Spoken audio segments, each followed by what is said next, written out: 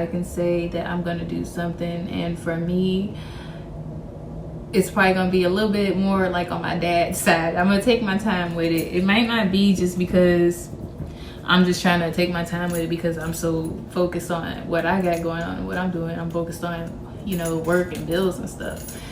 I just be taking my time with certain things because I think too much. Like, I think too much. I overthink about everything, and that kind of messes me up. So that kind of keeps me from doing things right away in certain times that I might need. Sometimes we can overcommit, so that's the thing too. Just try to learn not to overcommit to things, overpromise things, because then you're probably not going to be able to fulfill everything. You're not going to be able to satisfy everybody's needs. You're not going to be able to make everybody happy at once or at all. Like, so just prioritize what needs to be prioritized. Don't drain all your energy to the point where you can't even finish what you started because you're too busy trying to help everybody else out. So that's the thing too, because Capricorns, I can say, at least the ones that I've known, they help out a lot. They'll help out with, you know, financial things, maybe not so much emotional support and emotional stability. I can say that I don't feel comfortable going to my dad on some emotional shit. I don't feel comfortable going to my ex on some emotional shit. No. If I want to talk to somebody on some emotional shit, I'll just talk to myself, really, or another Pisces or something. But nah, I ain't going to them on some lovey-dovey Philly type of stuff. If I want to ask somebody about, you know, a job, a house, a car, how to not let feelings affect me, how to not let feelings stop me from getting the job done, yes, I can count on them. So they help out a lot in a lot of ways, but again, like I said, it might not be in emotional ways if you're looking for that, but sometimes you need that. Sometimes you need somebody that's going to be there for you when you don't need to be in your emotions and feelings all the time. People that help out others a lot have to learn how to pour some of that energy back into themselves. It's okay, maybe it's a Saturn type of energy, because I was going to say something about Aquarius, how Aquarius is the water bearer, and not to be mistaken for a water sign, because a lot of people still be thinking Aquarius is a water sign. It's the water bearer, it's not a water sign. Aquarius is an air sign. What's the saying? You can teach a man how to fish. Okay, I think it was two different sayings, so I'm gonna have to figure out the other one. But the first one was, if you give a man a fish, he eats for a day, but if you teach a man to fish, he eats for a lifetime.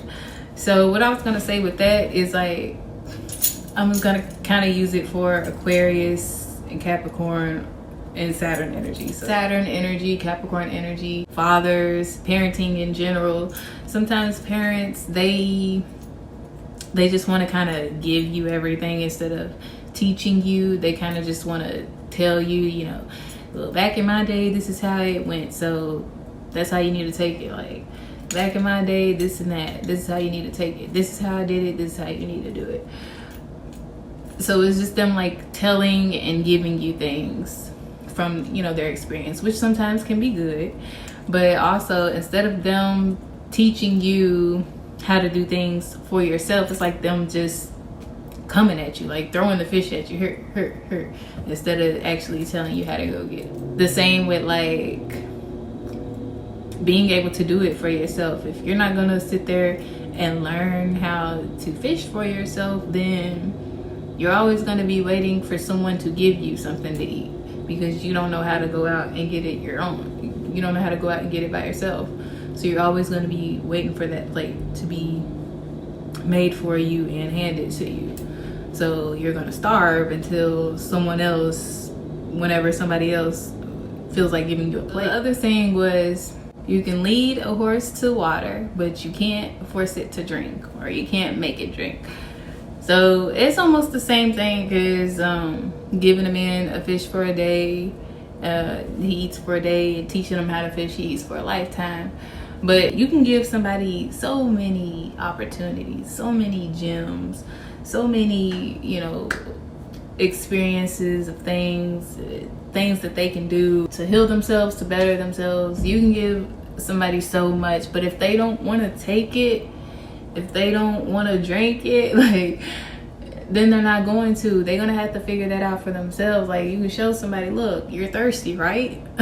You're dehydrated, right? Here's some water right here. But if they decide, I don't really know if I want to drink that water. That water don't look clear enough. That water's not cold enough. I don't have any ice to drink this water with. I don't have a cup to drink this water with. Then what can you really do for them? You can tell them, look, you don't have to have a cup. You don't have to have ice. Like, you can just, you have a whole thing of water right here. Like, you're dehydrated, you're thirsty. And they're like, no, it's not cold enough. Nah, I need that cup. I don't like drinking without a cup. You can't help somebody that don't want to be helped, basically. So if they're complaining about the water not being cold enough, them not having a cup, them not having ice, eventually it's like, okay, well, I've already shown you where the water is at. You figure out however you want to, you know, consume it, drink it, whatever. There's not a cup here. So if you want to try to make one out of the sand, go ahead. But I've done all I can do. So now it's up to you to take the next step and finish the rest, basically. I wrote right here, getting back into the parenting thing. I said parenting is hard and there's so much you worry about with your kids, but at the end of the day, you still love them. You might even give them tough love, but you just want the best for them. At the end of the day, you just hope you raise them well enough. So I can see that kind of tying into Capricorn, Saturn energy as well, because you can love somebody from a distance. You can give somebody tough love. Usually when you're giving tough love, it's usually like to your kids or somebody that you really strongly like care about and that you see maybe potentially in, but they just keep on doing dumb stuff. At the end of the day, like, you love them. They might get on your nerves. They might piss you off. They might, it's like you want to beat this into their head. You can, and again, it don't gotta be tied into astrology, but I'm just saying this is how I see that it can be. A lot of things in life you can literally correlate it to astrology and a whole lot of other things in life. But just in general, generally speaking, you might be wanting to beat something upside their head, like get it through your head. Like, I'm trying to help you. This is to help you. This is not to hurt you. This is not to harm you. This is not to push you down. This is to raise you up. And they just not seeing it. And you just gotta be like, okay, well, again, with the sayings and stuff, I've done all I can do. I've done all I can do. The ones that are gonna appreciate it, they're gonna be the ones that took those hard lessons, learned from them, and they might not do everything exactly how you told them to, exactly how the blueprint was laid out for you. Things are gonna be different with different generations, and as the years go on and people, the times are changing around us, so things ain't gonna always be like that. As long as they figure it out for themselves and, you know, they can take partial things from what you've told them and figure it out for themselves, you know, they'll appreciate you, they'll appreciate themselves, and then you can even appreciate, you know, hey, I did a good job. I can see that I did a good job because my child is well. My child is doing well in life. Or even if it's not, you know, a parent and a child, whatever it is that you've been working on with yourself. With me, how I said, you know, I've been healing, just growing in general, I could say, you know, I'm proud of myself now. I did a good job. I'm still doing a good job because there's still things that I'm still working on.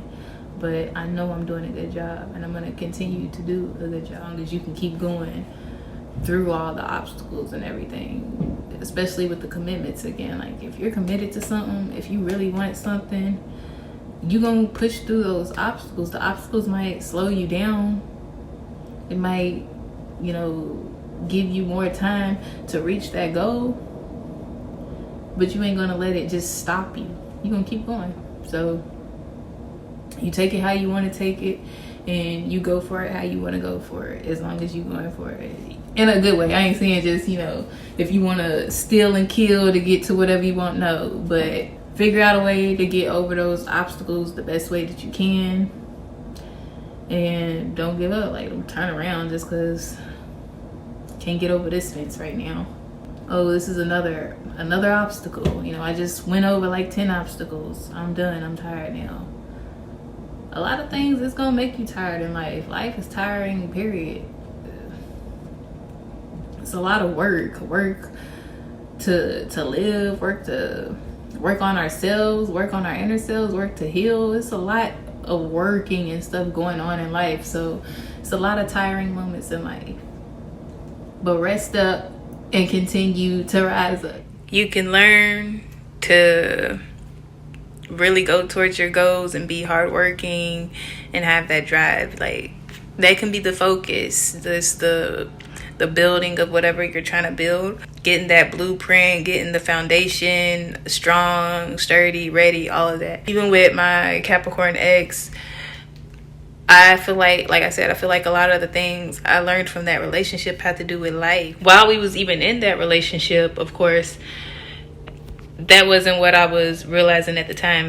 Like I said, it took me until us breaking up or whatever and me being on my own to learn those things. But with him, it was the same thing. Not the same lesson, but while we was in the relationship, I was the one that was trying to do like a lot of meditating. I was going to therapy and stuff, and he couldn't understand those things. Like, he couldn't understand how going to therapy could help anything. Like, you're just going to go talk to somebody else.